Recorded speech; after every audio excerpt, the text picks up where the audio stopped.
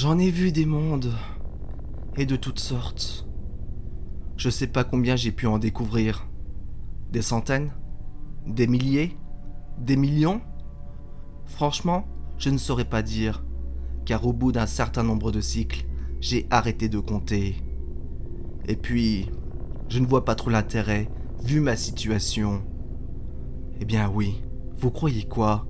Que je suis un voyageur interplanétaire et que je me balade à bord de mon vaisseau pour mon plus grand plaisir? Eh bien, permettez-moi de vous dire que vous avez tout faux sur toute la ligne. Vous voyez ce décompte sur votre écran? Eh bien, ces minutes et secondes décroissant symbolisent la merde dans laquelle je me suis fourré. Je n'aurais jamais dû accepter d'être le cobaye pour cette expérience du diable. Quand le décompte arrivera au zéro absolu, je serai propulsé ailleurs, sur une autre planète, et à une époque aléatoire. Ça pourrait être dans le passé, le présent terrestre, c'est-à-dire en 2021, ou bien évidemment dans le futur. Et tout cela à cause de quoi? De ma montre qui est à moitié endommagée à cause d'une chute et duquel cette dernière était reliée à la machine qui se trouve dans les locaux scientifiques en France. La joie, hein? Mais attendez, ce n'est pas tout. Il y a autre chose. Une chose qui plane sur moi et qui se manifeste à chaque fin de cycle, soit tous les 10 minutes.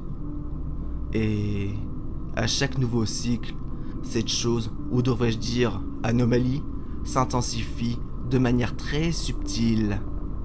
Cette menace est-elle liée à l'expérience qui a lamentablement échoué? Ou alors, ça serait la conséquence de notre projet contre les lois fondamentaux de la physique et du temps? Vous mourrez de connaître la vérité sur ma situation et son origine? Je me trompe?